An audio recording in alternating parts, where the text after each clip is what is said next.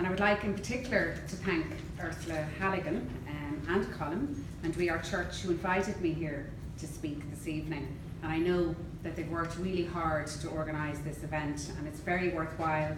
I know it has probably attracted more attention than originally expected, but rather than focus on the negative aspect, I think that we should look at this as a good thing. This is a topic that is not alone worthy of discussion, but of increasing importance in the 21st century. And last June, as Colin outlined, I stepped in at the last minute to help lead prayers with two other female ministers of the word at my local parish church in Mount Merion. And it was a 6 o'clock Saturday Mass. And just before the Mass commenced, the sacristan told us that there was no priest available and that we would have to step in. And I felt it was important that those who had chosen to attend the church for Mass that evening could partake in prayers as a faith community, even if it was not in the way that they had expected. I believe the other two ladies were of the same view. The Catholic Church, after all, is a people's church, and the community of faith is at its heart. What I did not expect was the ensuing headlines, the media comment, and the reaction to what was perceived in some quarters to be a controversial act. And it was claimed that I had crossed a line. It was joked or erroneously noted that I had said Mass. This, of course, we all know, is not the case at all. And although I opened the prayers, it was the three of us women together who shared the elements of the Mass that we could still perform as lay people. It would have been a terrible shame, after making the effort to attend Mass, that the congregation would have to return home with no instruction whatsoever. So we only did what many other women, and indeed men, do around Ireland. Our involvement was a reminder of the role of women in church ministry in general. I received letters, cards, and emails from all around the country, from Clare Island to Dublin, where more women, but some men, told me of their daily, weekly, and monthly involvement in assisting in their local parish church. The church calls for all of us to break bread together at Mass, and women are playing a role in ministry and the liturgy at several levels across the country and the world. And in my view, as a Catholic, it should not come as a source of surprise to see a woman on the altar, including in the priesthood itself. I read with interest the recent letter by the Bishop Emeritus of the Diocese of Middlesbrough, John Crowley, who wrote in support of women priests. He said, "Men and women have complementary gifts, neither competitive nor simply stereotypical. Humanly and spiritually speaking, therefore, it seems a crying shame not to tap in fully to this rich treasure of talents for God's greater glory." Bishop Crowley speculated whether married or single status, or male or female gender, need to be determinative in regard to priesthood. He suggested that there were more pertinent issues, such as a genuine desire to offer one's life in a spirit of service, a willingness to embrace a certain simplicity of lifestyle, and a special concern for those trapped on the underside of life. Bishop Crowley went on to say that his desire for an inclusive priesthood has little to do with arguments about rights for equality. In his view, no one has a right to priesthood. We respond to his, as in our Lord's, summons. A summons which the Church has then to discern in the light of the kind of leadership he modelled. And I would agree with Bishop Crowley that it is indeed a calling from God that will set one on a path to the priesthood. It is up then to the Church to discern the suitability or otherwise of that person. But what happens if the person receiving the calling to the priesthood is a woman?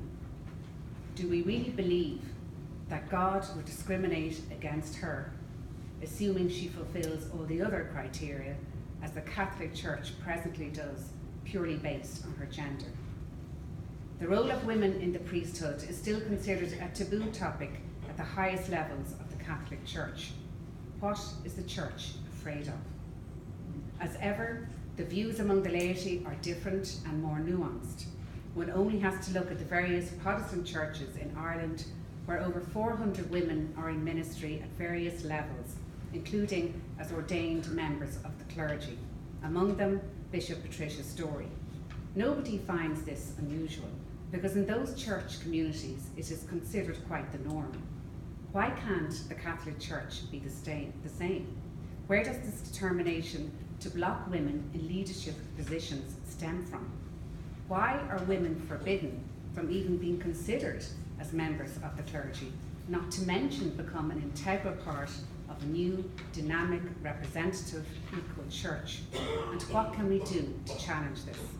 And this evening, I speak about my own personal relationship with the Catholic Church, the role of the community in the church, and the need for women to be free to play a role at all levels of the clergy. I do not speak as a theologian or a canon lawyer or even a priest, for I do not claim to be any of those things. I speak as a member of the church community, one of millions around the world.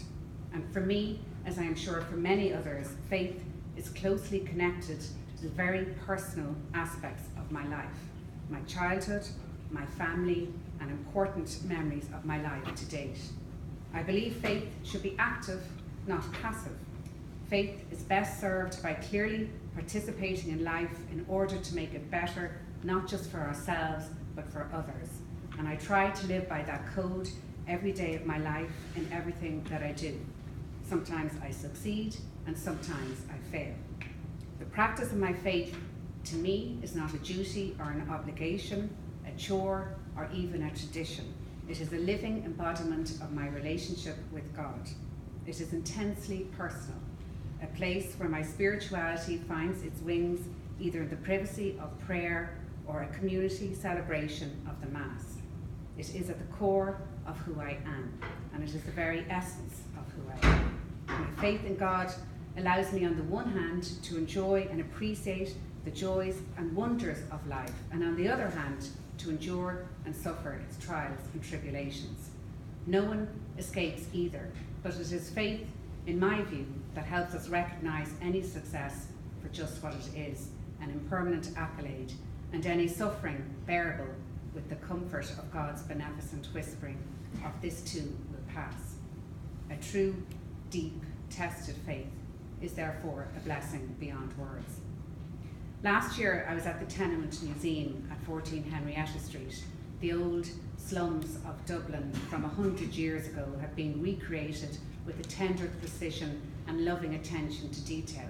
And what struck me in the midst of all of this was in their darkest hours, these ordinary Irish families clung to their faith when all else had failed them. The crosses on the walls, the paintings of Jesus Christ, and the Blessed Virgin all served as reminders to those living in desperate times that God was with them no matter what. For faith is the greatest gift, and when all else has failed, it is often the only thing that can offer sustenance, a gentle, even timid hope that there will be better days. Faith clearly matters to people. And after all, the church is not just a collection of beautiful buildings. It is a community of faith, from the Pope to the laity and all in between.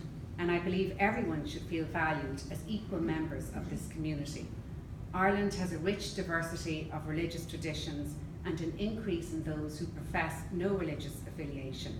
And this great mix is to be celebrated, and yet it remains true that for over 78% of people on the people of the island, our Catholic faith matters. It still matters, and that's why the Catholic Church and the message it wants to convey still matters. And just like all community life, Catholicism is shaped by unity in diversity. Catholics come in all shapes and sizes. There is no one size fits all. And I think any church worth its salt should be big enough to provide a shared pew for the gay couple, the Opus Dei man, the divorced, and the newly married couple, the single parent, and the large traditional family. We are all the many faces of Catholicism as it is lived rather than imagined. We don't need an exclusively right-wing or left-wing church. We need one that is focused on living the faith and working for social justice every day. As it stands, I feel many are airbrushed out of this picture. The Catholic Church has a blind spot when it comes to the real inclusion of the marginalised or the stigmatised. The deeds of the Church speak volumes. Words are not enough. Should church dogma not actually reflect the reality of its people, include rather than exclude, tolerate rather than discriminate? This utopian world that the Church wishes to reflect does not, in fact, exist. In fact, it never did, but it's only now in the 21st century that many have found the courage to proclaim who they really are and to say it out loud. They have found a way to extricate themselves from a dense smog of shame into the light of truth. The love of most of their fellow human beings shield them from the certain sharp word from the few. They have found the courage to stand up and say that they are perfect in their imperfections, just like us all. And is that not what Jesus Christ would want for our church? A church based on equality, non-judgmental opinions, and solidarity. Everyone, in my view, should feel valued, cherished, and respected.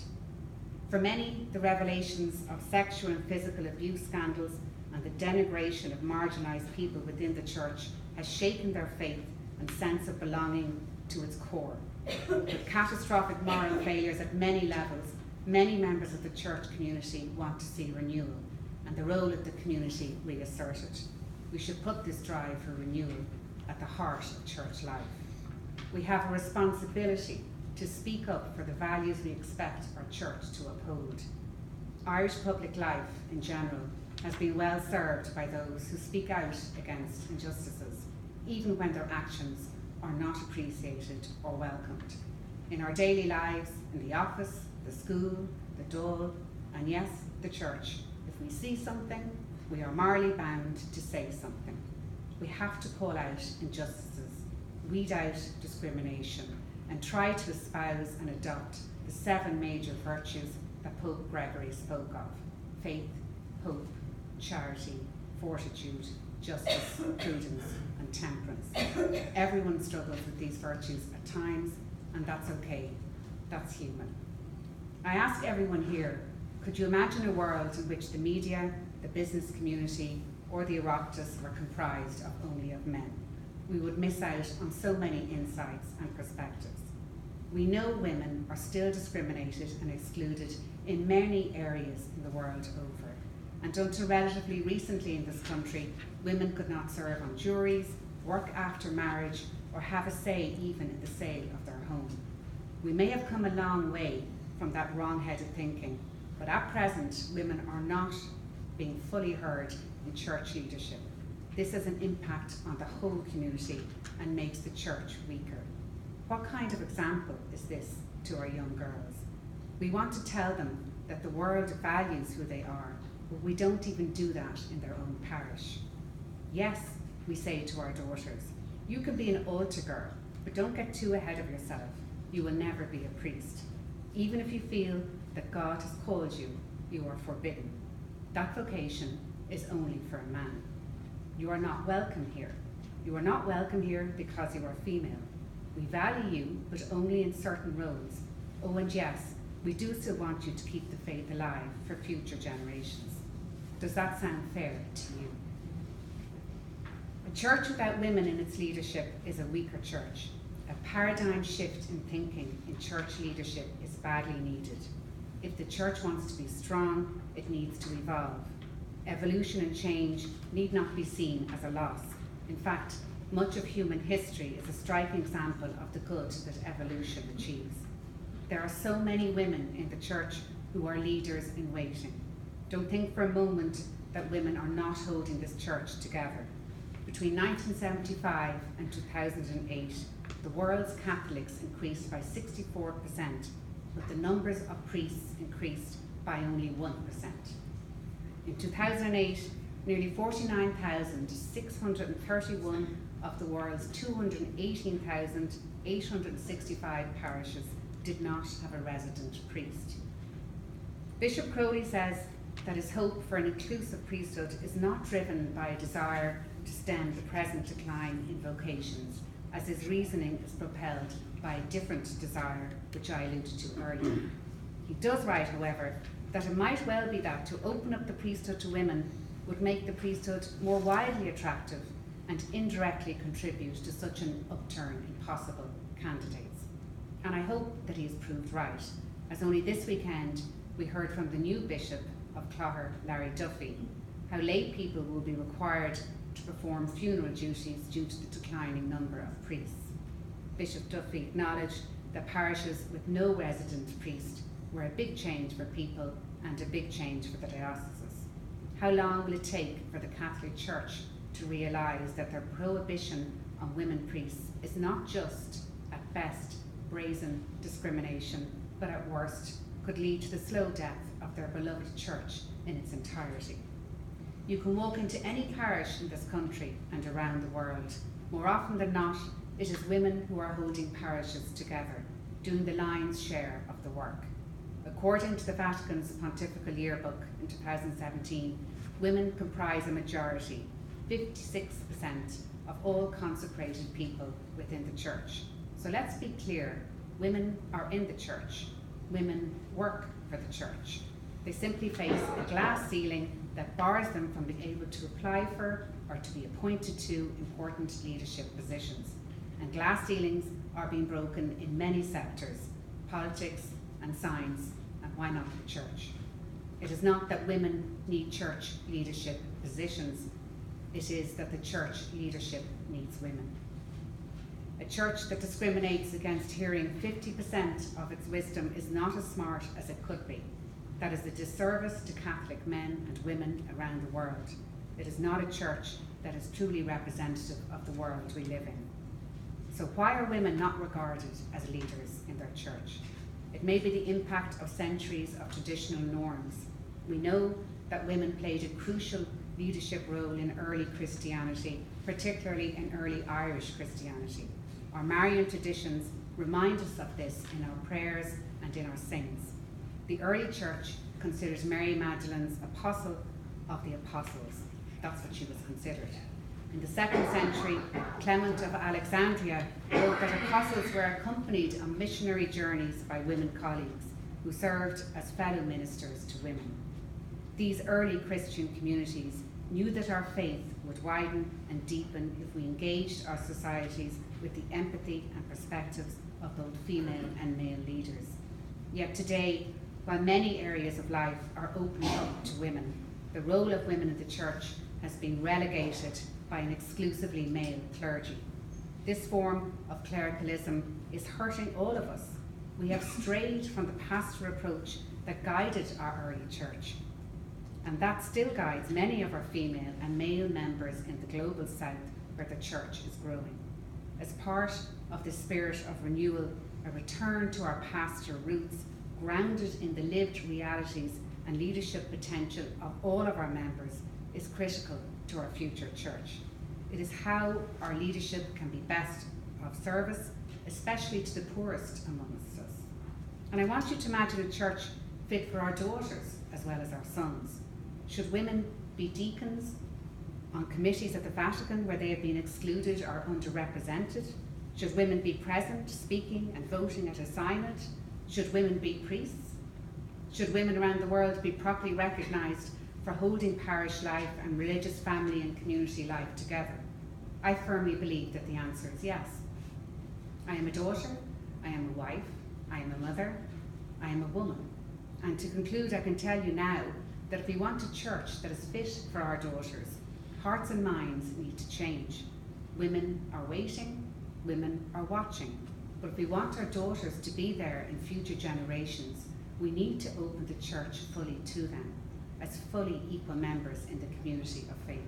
Gan mo vegas leave as up to queer abort for Lauert live and not.